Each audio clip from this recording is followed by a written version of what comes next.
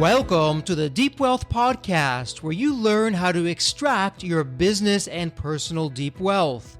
I'm your host, Jeffrey Feldberg. This podcast is brought to you by Deep Wealth and the 90-Day Deep Wealth Experience. When it comes to your business deep wealth, your exit or liquidity event is the most important financial decision of your life. But unfortunately, up to 90% of liquidity events fail. Think about all that time and your hard-earned money wasted. Of the quote-unquote successful liquidity events, most business owners leave 50% to over 100% of the deal value in the buyer's pocket and don't even know it. I should know. I said no to a seven-figure offer and yes to mastering the art and the science of a liquidity event. 2 years later, I said yes to a different buyer with a 9-figure deal. Are you thinking about an exit or liquidity event? Don't become a statistic and make the fatal mistake of believing the skills that built your business are the same ones to sell it. After all, how can you master something you've never done before? Let the 90-Day Deep Wealth Experience and the 9-step roadmap of preparation help you capture the best deal instead of any deal. At the end of this episode, take a moment and hear from business owners like you who went through the Deep Wealth Experience. Toward the end of 2015, Odille Remmert was divorced, depressed, renting a room in a shared house in England, cleaning other people's houses, and unable to pay her bills. Using the techniques and tools in the new book she co-authored with her husband, Change What Happens to You, How to Use Neuroscience to Get the Life You Want by Changing Your Negative Childhood Memories, Odille turned her life around completely. Now living in the U.S., married to the love of her life, running a business she loves, Odille also ended up owning 3 of the rental properties she used to clean back in 2015. Welcome to the Deep Wealth Podcast, and you heard it in the intro. We have a very special guest with us today, and you know what? It takes courage to be vulnerable and open and transparent, and it takes really, some people think that vulnerability is weak. It's actually the opposite. It takes a very strong person to be vulnerable, and that's exactly what's going to be going on today. I'm going to stop it right there because we have a thought leader, an author, someone who has a PhD plus from the School of Hard Knocks, a very prestigious school. Odille, welcome to the Deep Wealth Podcast. It's such a pleasure to have you with us, and there's always a story behind the story. Odille, what's your story? What got you to where you are today? Thank you, Jeffrey, for that fabulous intro. And it's such a pleasure to be here. So first of all, thank you so much for this opportunity. So toward the end of 2015, I was 51 years old, divorced, renting a room in a shared house in England, cleaning other people's houses and unable to pay my bills. I'd been suffering from fibromyalgia, IBS, and I'd been suicidal as well. So there was a lot going on. And I'd spent my whole life looking for answers, trying every modality I came across. Within a few months during 2016, not only was I healthier, happier, and able to pay my bills, I was also traveling internationally and even paying for my son and my sister to join me on one of my trips to Greece. In 2017, I met and married the love of my life. Oh my goodness. Wow. Talk about a whirlwind. Oh my goodness. And then in 2019, I ended up owning 3 of the rental properties I was cleaning in 2015. Oh, wow. Talk about a sweet irony. Wow. Now, my passion is making sure that everybody, as many people as possible, know about the information, the neuroscientific information and techniques that helped me get from there to here, that everyone has that opportunity. And for our listeners, Odille, I'm sure they're listening to this and saying, wow, truth is stranger than fiction. I mean, talk about you're cleaning the places and then you actually own the places. And so it really begs a question. And I know we're going to get into this. Why don't we start there though? Okay, what's the secret sauce? How did you go from really, I would say, the lowest of lows? I mean, everything was working against you. A lot of people would have just thrown in the flag and it would have been completely understandable. You didn't. And what was it that had you stay in the game long enough until you uncovered the neuroscience that we're going to talk about? But before the neuroscience, What's your DNA all about that you just hung in there where a lot of people would have said, hey, I'm out of here. Thank you, but no thank you. Jeffrey, I had many rock bottom moments. I was suicidal. I came very close to completely checking out. I had a kind of a stubbornness, I suppose, that I kept thinking there has to be a way. And what I know about the brain now, it makes perfect sense. But in the middle of those downs, when we're full of stress chemicals, it can feel like there's no hope and we can't see around corners. When that chemical balance shifts and we get past that point, we start to see things differently. And I would get really rock bottom, want to give up. I would give up effectively and, inside me. And then later on, I would think, okay, let me try this. Let me try something else. And so I kept getting back. But that was part of the pattern, falling down, getting up, falling down, getting up. And it was just, I never stayed up until I made those changes.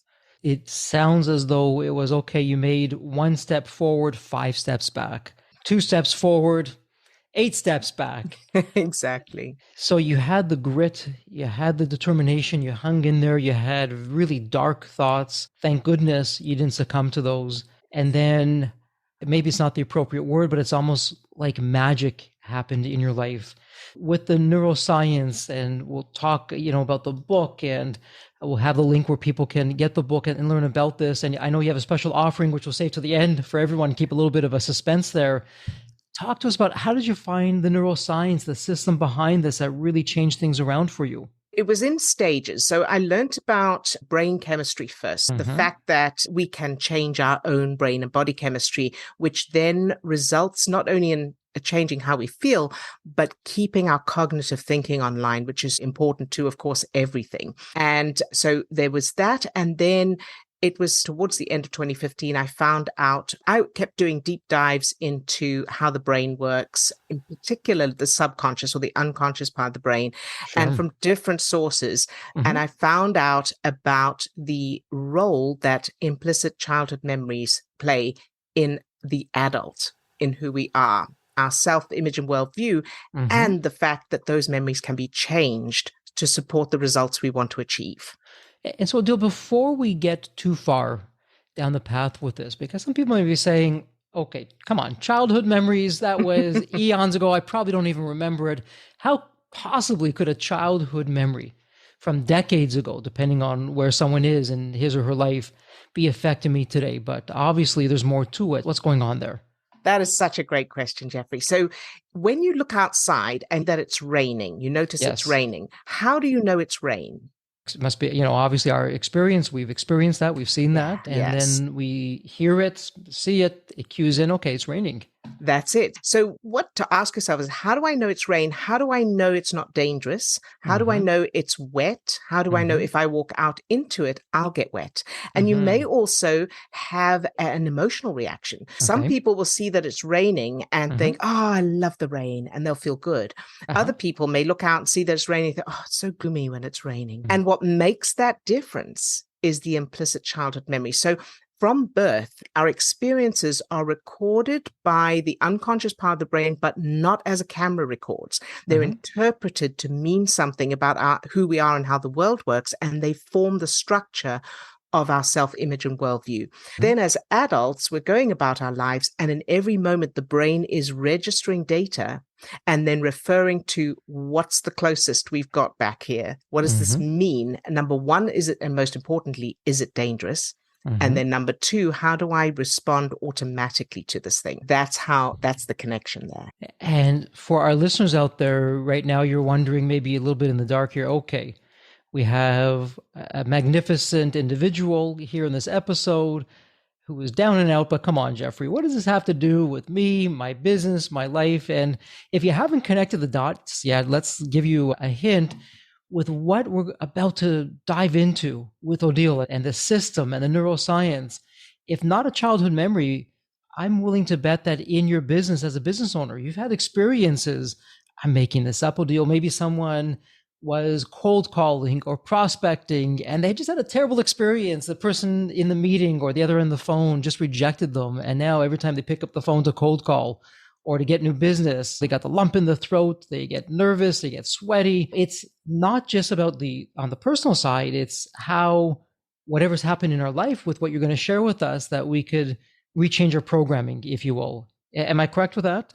Absolutely. And I'll tell you something else. That experience, for example, cold calling and experiencing that rejection, that experience is determined by your childhood. In other words, two people can make the cold call, same cold call, and get the same rejection, but experience it completely differently. What makes that difference is each person's childhood that proves. So, great example for being in business, for everyone who runs their own business and is in business in general, is feeling I'm not good enough, or not being able to ask, to charge what you're worth, being afraid of cold calling. It's a very common thing. And all of that being proved in childhood. As I think about picking up the phone to make a cold call, my brain is referring to what this means. And it may be referring to the fact that I was bullied in school. And so somebody's going to be angry with me. And it's not conscious. What's happening is the brain's referring to whatever's there in childhood and then triggering stress chemicals to be pumped into the system as part of the fight, freeze, flight state. Wow. And then we feel the increase in heart rate, the sweaty palms, and we're thinking of the call we're about to make, and the conscious mind goes, oh, it's because I'm afraid of making a cold call. I don't want to make this call. Got it. And Odille, in your book, and for our listeners, we'll have a link to the book, Change What Happened to You. I love the analogy that you give in your book, because it's all about a car and GPS and driving. And correct me if I'm on base or off base with this. Something happens to me today. I'm prospecting, I get rejected. And like that GPS, I don't even realize it from what you're saying, that GPS takes me back to an earlier time in childhood where I felt something similar.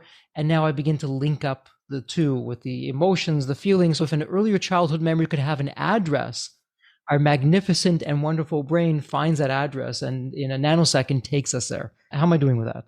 Very good. I think you've added to it, which I think is brilliant. Yeah, that GPS, as long as it's set for that destination, that old destination, it's going to keep taking us back there no matter how much we want to move to the next destination. And for our listeners, when you think about a GPS, I mean, isn't it the most stubborn thing? You're taking the wrong turn or you're zigging and zagging, but it keeps on relentlessly taking you to the destination. Even if you're going the opposite direction at every exit, okay, turn off here, you can go back. And so, Odille, it really sounds like what's going on, obviously it's happening faster than it would on a GPS. It's instantaneously, but would that explain for some people why they just have these terrible feelings that can really, in a nanosecond, just bring them down? Maybe they see a place that they've been to, or they hear a song, or a certain kind of outcome, or smell something, all the olfactory senses kicking in there. So is that what's going on? That's right. Absolutely. Exactly. So the brain, and also because memories are not stored in one particular place in the brain. Memories are stored as bits of data throughout the brain. As we recall a memory, it's pulled together like a jigsaw puzzle. And each time it's pulled together, it changes and updates slightly. And then the new version is filed. So memories are already, and as we experience the world, the brain is referring to all those separate bits of data. And when we recall the memory, it's pulled together and updated each time.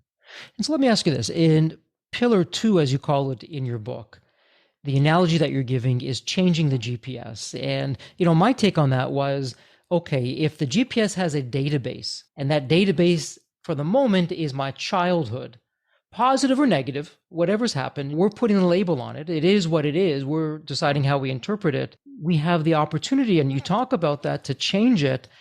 Before you talk about the science behind that, let's go back to your story. Odille, how did you figure out, okay, to use the analogy of the GPS, I can change my GPS. It doesn't have to go back to childhood. I can reinvent that.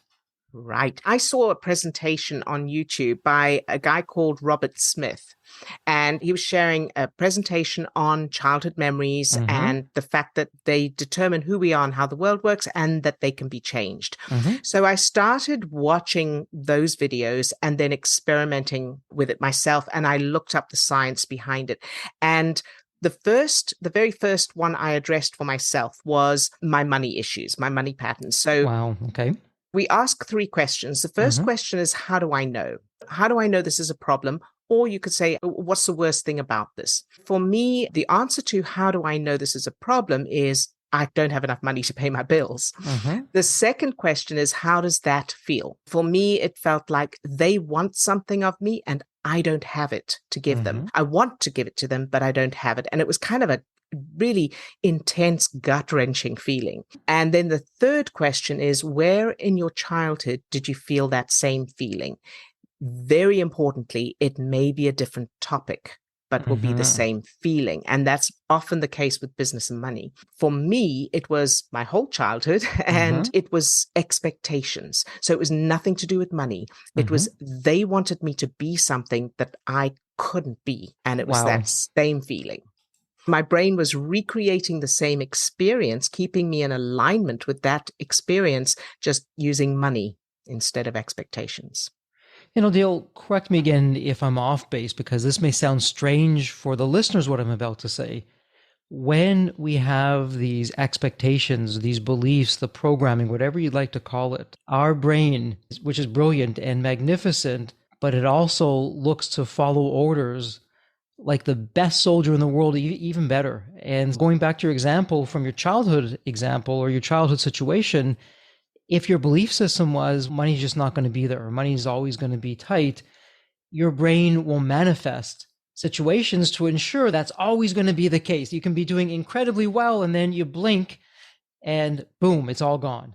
How am I doing with this? Absolutely spot on. And I'd like to add to that, that it won't necessarily be money. So you could come from a wealthy family where there's plenty of abundance, your parents were successful, and you could still experience money issues as an adult because perhaps there was a lack of affection or a lack of support. And now money is playing the role of your parents or of the bully in school. And the reason what you were just saying is spot on, where your brain keeps you in alignment like that. And that is a survival system. That's a survival instinct. It's like you say, it's more than a good soldier. This is, I'm going to die unless I stay in alignment with what's always been. In alignment with the tribe. Otherwise, if I get kicked out of the tribe, I'll die. And I may not be happy, but I'm still alive. Got to keep in alignment. Got it.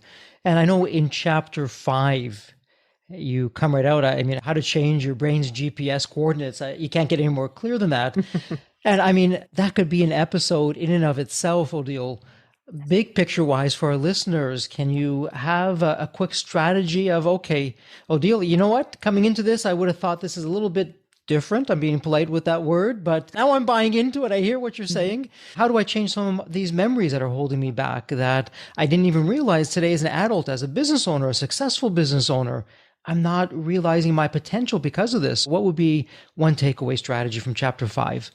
Yes, indeed. Just a little bit of a foundation for that. Thoughts are connections between neurons in the neocortex of the brain, and those connections trigger chemicals. Negative thoughts trigger stress chemicals, positive thoughts trigger feel-good chemicals. So what we do is we use because rewriting a memory is as simple as imagining it differently and then repeating it until it becomes established. Now, we learn new phone numbers. We learn the times table in that way. Replacing your phone number with a new phone number, you would do that.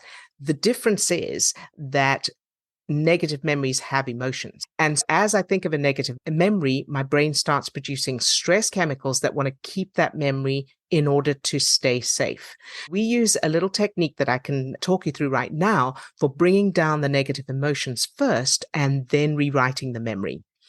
Okay. It sounds like before you jump in there, and we'll keep the listeners in suspense for just a moment, it sounds like to make a state change, you have to be in a changed state, not anxious, not upset, not worried, in more of what you're going to do now, a relaxed state where you're more open to change. Yes, indeed. And the bonus to this is this little exercise that I'm going to take you all through now. It's under 2 minutes. And one of the things it does is, so stress chemicals, adrenaline, cortisol, and so on, that create negative emotions also cause blood to drain from the prefrontal cortex of the brain where we do our cognitive thinking to the back of the brain for survival. because it's when you're faced with a bear, there's no time to negotiate or strategize. We don't need that part of the brain. It goes to the back of the brain for fight, freeze, flight. It means that whenever we're feeling a negative emotion, we literally can't think straight. And Odille, if I can just jump in there, for some people, I've seen a whole range. Some people are really quick on their feet, and something comes up, and you know what? They're even better under stress than they are when it's not going. But other people, something comes up, perhaps it's scary for them or it's pressure, and they just shut down. So is that reptilian brain that's just kicking in to protect us? And absolutely. In their case, it's, even getting a word out, a sentence out can be difficult. That's what's going on. Absolutely. And because we need to react instinctively and instantly in order to survive. Now, if you've got, that's the stress chemicals. When you bring the stress chemicals down and create feel-good chemicals, blood returns to that part of the brain, and then you can think clearly. One of the examples of that is if you've ever been triggered in an experience with someone, and then later you think of all the things you could have said or should have said. Sure. And that's because in that moment, you didn't have access to your cognitive thinking. Later, as the stress chemicals reduced and your chemistry went back to more normal, you got the blood returned to that part of your brain, and then you were able to think strategically or cognitively again. Got it. Okay. Makes a lot of sense. Okay. Now that you've explained that and you've laid the groundwork, let's jump into this powerful strategy, this technique that you're going to share. Yes, of course. For this technique, you'll need a subject. It's a person or an animal that you love, but with no negative connotation. So a pet or an animal that's not your pet, but you think they're cute, like elephants. If you can't think of a person or an animal, you can use a place like Hawaii or a forest or a mountain or whatever, or an activity that you love. So surfing, gardening. All right, something you love. And let's all do it together. Then take a deep breath, close your eyes. And I want you to start by thinking of your favorite color. And if you don't have a favorite, that's okay. Just pick one you like. And imagine being surrounded by that beautiful color. And notice everything you love about this color. Feel the feeling of that gorgeous color. If your mind wanders, just bring it back to that beautiful color. And now think of your subject, that animal, person, place, or activity you love, and imagine holding them in your arms in a hug. And notice the feeling, the physical feeling in your chest or solar plexus. And now imagine that feeling as a ball of light or energy, and imagine it spreading down to your toes, up to the top of your head, and out to your fingertips. So you're now full of that light, that energy, that love, and you can open your eyes. And so the way that works is as those neurons connect, as you're thinking about the color, hugging your subject, the light filling your body, those are all connections between neurons that are starting to produce endorphin, serotonin, oxytocin. So feel-good chemicals. So it shifts your chemical state. And I have to tell you, for the listeners, this is audio.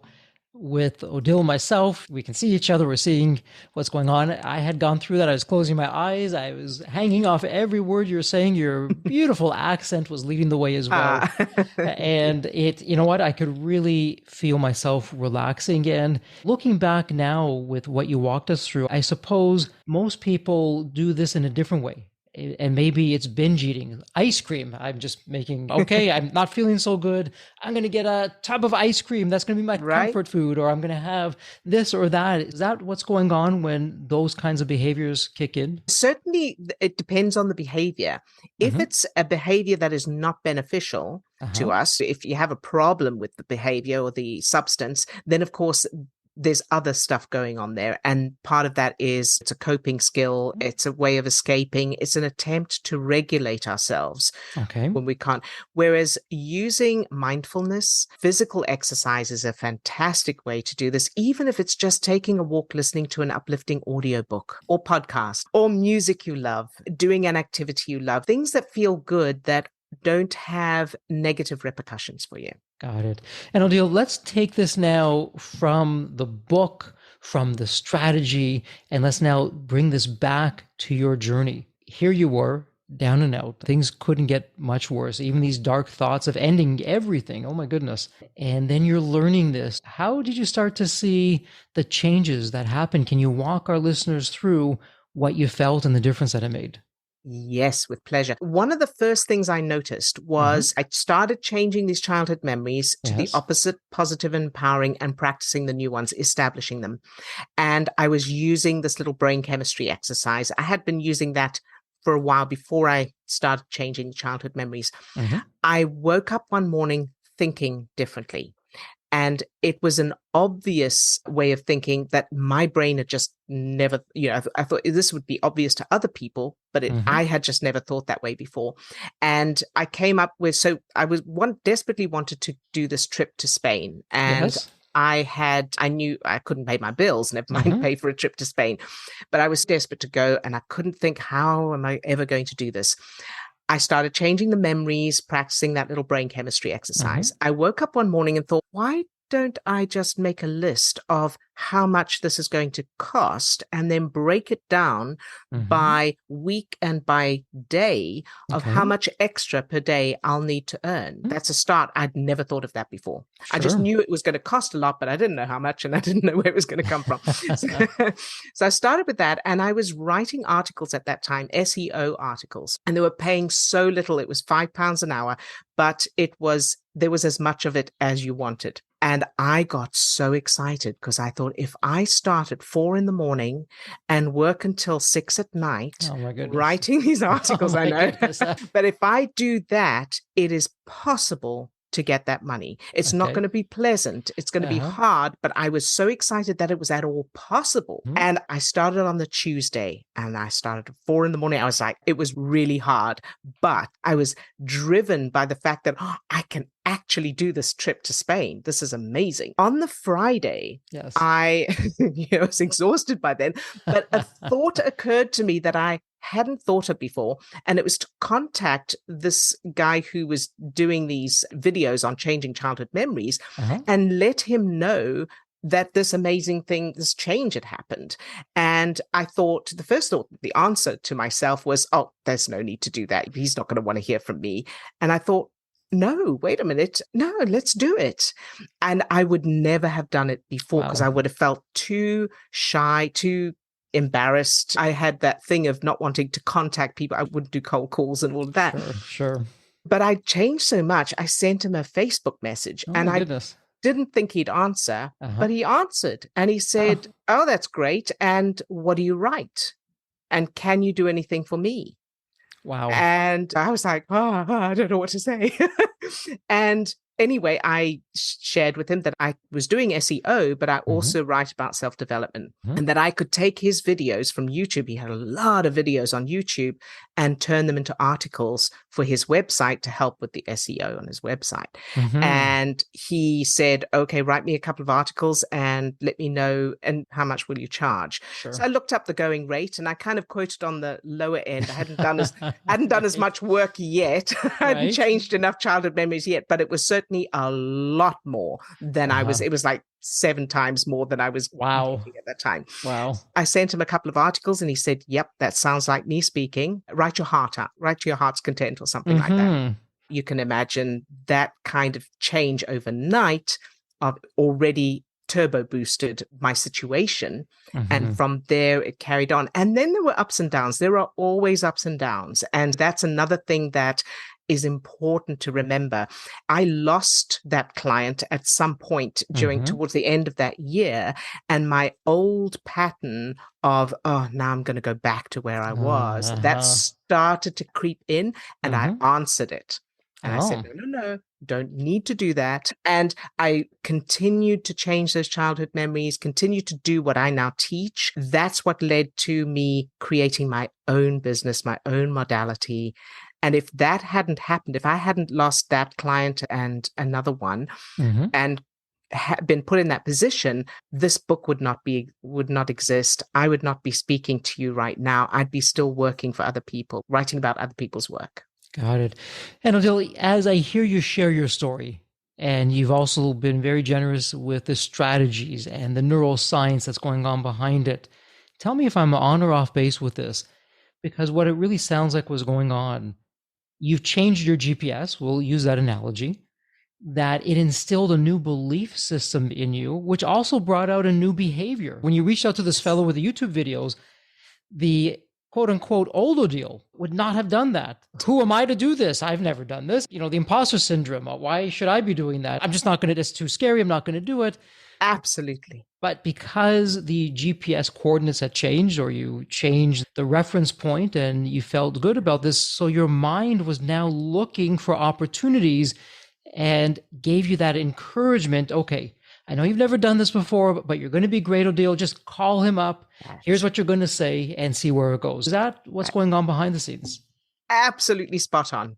You've put it beautifully. Yeah. And so business owners out there, not just yourself, let's look at your team, all of your departments. What would this mindset change do for you? And, Odille, while we've been talking about this, I'm going to bring this home for our 9-step roadmap in the Deep Wealth Experience, because step number 5, winning mindset. This is the art side of business. And our 9-step roadmap, it's not just about selling the company. It's about how do you grow profits? How do you increase your trajectory? How do you make all those changes? So all you business owners out there, can you imagine you have a GPS that's outdated? It has the wrong addresses. It's bringing everyone down in one way or another, that you can do a upgrade and just get there quicker for better results. What would that do for your business? If you just did that with one salesperson, one client services person, or your CEO, your president, for just one person, what would that do? And then now multiply that by the number of people in your company.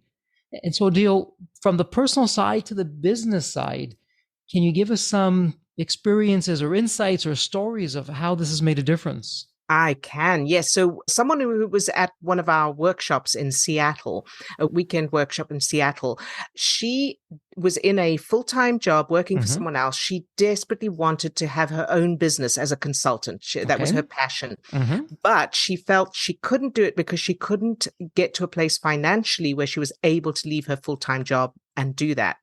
And it seemed like she had this pattern where whenever she tried to increase her income or change her financial circumstances, something would always bring her back to that place where she was dependent on this job. We asked her those 3 questions. How do you know? And in her case, it was, how do you know it's a problem? I know because I can't leave my job. I'm financially dependent on my job and I can't leave to do this. The second question was, how does that feel? And for her, it was, I feel like I'm being held back from what I want to do. And the third question, where in your childhood did you experience that same feeling? Maybe a different topic, but the same feeling. And it was her parents held her back from the school she wanted to go to, the high school. She wanted to change high schools and she was desperate to change high schools, and her parents refused. And that experience, along with others where her parents were holding her back. Now her parents were no longer holding her back. Money was playing the role of her parents. We changed all of that memory along with the others. And she runs her own successful consulting business. What seems like on the surface just a simple little change really isn't. It's a profound change. You've just provided a system, a framework that makes that attainable for us to do, instead of spending years or decades, maybe not even figuring it out. That, okay, here you go. Here's what you do. Here's the analogies, and here's step by step. You put this all in the book from pillar 1 all the way through to the end of, okay, do this and you're going to get there. That's it. And Odille, when you look at the people that you've worked with and that you've coached and that you've put through your system, do you find that there tends to be one area that provides the biggest challenge for, say, 70, 80, 90% of the people? Yes. So the biggest hurdle to overcome is believing or understanding that you can make these changes. One of the first reactions is, oh, but then I'm lying to myself, or that didn't really happen, or that's what actually happened. And the answer to that is, when you drive somewhere and you change, say you're going to drive from Chicago to LA, you change your GPS while you're still in Chicago, you change that GPS to match LA. Now, the GPS accepts those new coordinates. Okay. while you as the driver still know that you're still in Chicago and you're going to make this journey.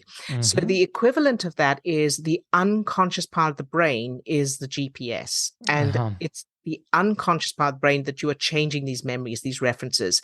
But you, as your conscious mind, you still know what originally happened. It's an empowered state. You're changing the where you're going. You're changing where you're going by changing your past. Interesting. But in full awareness. And when you're thinking from a business perspective, I want to grow the company. I want to really increase our profits. And down the road, I want to show up with a really healthy, thriving company. And I want to have a larger liquidity event and exit than I would otherwise. In there, the ability to do that are going to be beliefs. Yes. That may be unknowingly, likely unknowingly, holding you back. That left unchecked can really rob someone of financial freedom and all the good things that come with that. Absolutely. Absolutely. And then in the book, as you start to go towards the end, you start to wrap up the book, you talk about repair stops and troubleshooting, and you have different exercises in there, different strategies in there. If you had to pull one out to share. So, you know what, let's imagine a quick thought experiment here, Odille, that someone is now going along through the journey. They're doing all of this. And like you said, you lost a client or two and it had the potential to set you back. What would happen for someone who, you know, is going along the way and they also have a setback? What would be a strategy that we could pull out that would help reset and have them continue with the path? Absolutely. I'll give you a very quick one. And we call it the touchstone. Okay. And and we can do this right now. I can do it with all of you. If you take a deep breath, deep breath, close your eyes. And I want you to imagine whatever it is you would like to change. What does that look like? That final moment of having a big liquidity event, for example, or the level you want your business at. Notice that and then boil it right down to the feeling of that. Imagine you wake up tomorrow morning and you've waved a magic wand and you have what you want. And notice how that feels. Just pretend for a moment that it's true. How would it feel if it was true? Now, notice that feeling and come up with a word or phrase that goes with that feeling. It could be thank you or yes, I did it, or I love my life. That phrase and that feeling. And now repeat that phrase and feeling 3 times in a row. All right. And now you can open your eyes and moving forward, keep repeating that phrase and feeling throughout your day, first thing in the morning, last thing at night. What you're doing is you're pointing your brain in the direction of that end result feeling.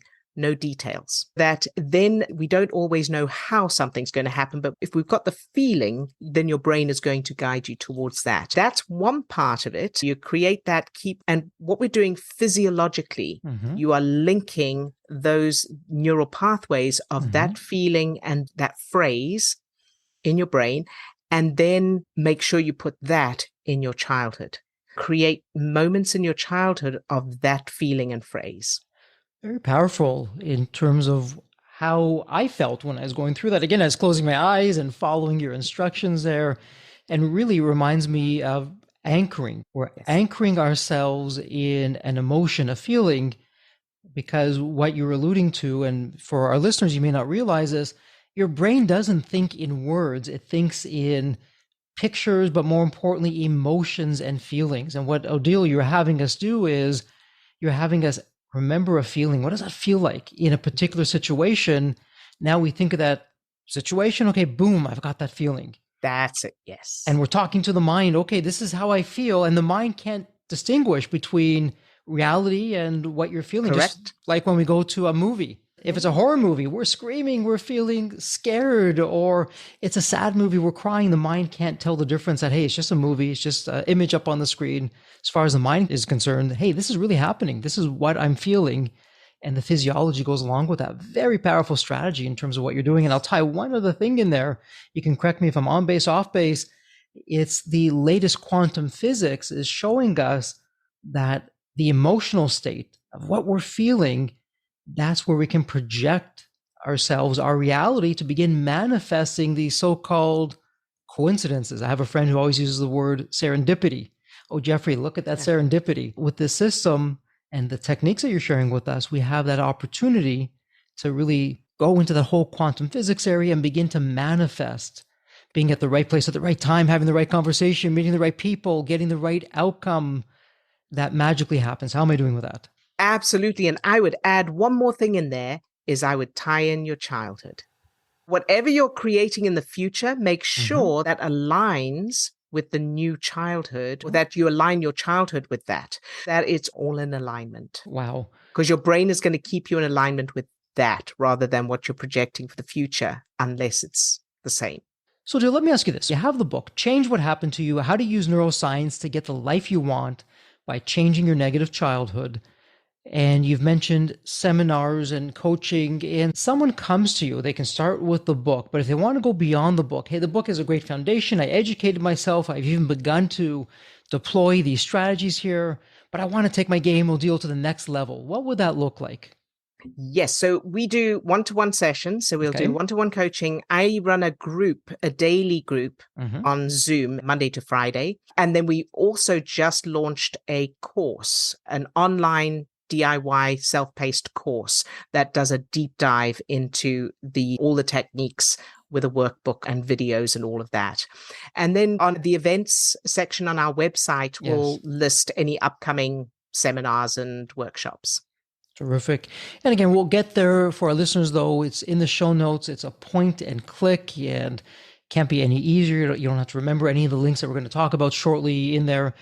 But Odille, let's do this. I mean, you and I, we can just go on with these strategies, and the book is so rich with so many of them. That said, though, we need to start wrapping things up. And so in our conversation today, we did a few thought experiments. Let's tie things up. Let's wrap it up with one more thought experiment. It's a fun one. And actually, it's very appropriate. Let's see where you're going to take this. Here's the question. Here's the thought experiment. If you think of the movie Back to the Future, you have that magical DeLorean car that can take you to any point in time.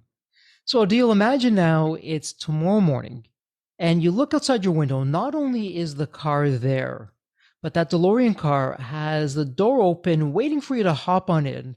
And very appropriately, you can now go to any point in your life, Odille, as a young child, which is, I suspect, probably what you're thinking, or a teenager, or whatever point in time it would be. What are you telling your younger self in terms of life wisdom or life lessons? Or, hey, Odille, do this, but don't do that. What would that sound like? I would go to as early as I have cognitive, so probably 3 or 4 years old, and teach myself that little brain chemistry exercise that I just went through with all of you, and explain about keeping that prefrontal cortex online, because that would completely change my school life altogether, as well as my work life. Wow. That may be in a multi-universe, which we're in, that happened, and you've been reaping the fruits of your labor from doing that. Absolutely. Well, Odille, what a terrific journey that you've had, and you're now paying it forward and you're making a difference. And speaking of paying it forward, let's do two things here. And again, it's all going to be in the show notes. Number one, and we're going to get to that special surprise that we have in just a moment. But for our listeners that want to reach out to you, they want to learn more, where's the best place online for them to do this? Our website, theremmertmethod.com, and I'm very active on Facebook. If you just type in Odille Remmert or the Remmert Method, you'll find me on Facebook. I love answering questions. Feel free to reach out. We also have a YouTube channel that has a lot of video content. Terrific. And all those links will be in the show notes. It'll be really easy, point and click. Talk about a GPS that's working and that's quick and it takes you to all the right places. And then, Odille, as we wrap this up, you have a very special offering, and we're going to put this in the show notes as well. Why don't you share with our listeners what you have for them? Yes, of course. I'm very excited to offer you the free ebook copy of our book. It's the full book, just in a PDF version. And if you go to theremmertmethod.com/podcast gift, or podcast gift if you're American or Canadian, and you can fill in your email address where you'd like us to send that to. Terrific. And again, we'll have all that in the show notes. It'll be a point and click. Well, Odille, we are at the point where we're going to wrap this up. Truly a heartfelt thank you for your vulnerability, your transparency, sharing a very rough journey, but how you turned that around, and now how you're taking what you learned, paying it forward, and making such a difference for the lives of everyone that you touch. Thank you so much for doing that. You're very welcome, Jeffrey, and thank you for the opportunity to do it. I really appreciate being able to share. It's been our pleasure. And as we like to say here at Deep Wealth, as we wrap this up, please continue to stay healthy and safe. The Deep Wealth experience was definitely a game changer for me. This course is one of the best investments you will ever make, because you will get an ROI of 100 times that. Anybody who doesn't go through it will lose millions. If you don't have time for this program, you'll never have time for a successful liquidity. I mean, it was the best value of any business course I've ever taken. The money was very well spent. Compared to when we first began, today I feel better prepared, but in some respects, maybe less prepared, not because of the course, but because the course brought to light so many things that I thought we were on top of that we need to fix. I 100% believe there's never a great time for a business owner to allocate extra hours into his or her week or day. So it's an investment that will yield results today. I thought I will reap the benefit of this program in 3 to 5 years down the road. But as soon as I stepped forward into the program, my mind changed immediately. There was so much value in the experience that the time I invested paid back so much for the energy that was expended. The Deep Wealth experience compared to other programs is the top. What we learned is very practical. Sometimes you learn stuff that is great to learn, but you never use it. The stuff we learned from Deep Wealth experience, I believe is going to benefit us both. I've done an executive MBA. I've worked for billion-dollar companies before. I've worked for smaller companies before I started my business. I've been running my business successfully now for getting close to a decade. We're on a growth trajectory. Reflecting back on the Deep Wealth, I knew less than 10% what I know now. Maybe close to 1% even. Hands down, the best program in which I've ever participated. And we've done a lot of different things over the years. We've been in other mastermind groups, gone to many seminars, workshops, conferences, retreats, read books. This was so different. I haven't had an experience that's anything close to this in all the years that we've been at this. It's 5-star, A+. I would highly recommend it to any super busy business owner out there. And Deep Wealth is an accurate name for it. This program leads to deeper wealth and happier wealth, not just deeper wealth. I don't think there's a dollar value that could be associated with such an experience and knowledge that could be applied today and forever. Are you leaving millions on the table? Please visit www.deepwealth.com/success to learn more. If you're not on my email list, you'll want to be. Sign up at www.deepwealth.com/podcast. And if you enjoyed this episode, if it added value, if you walked away with some new insights and strategies, please leave a review on your favorite podcast channel. Reviews help us reach new listeners, grow the show, and continue to create content that you'll enjoy. And as we wrap up this episode, as always, please stay healthy and safe.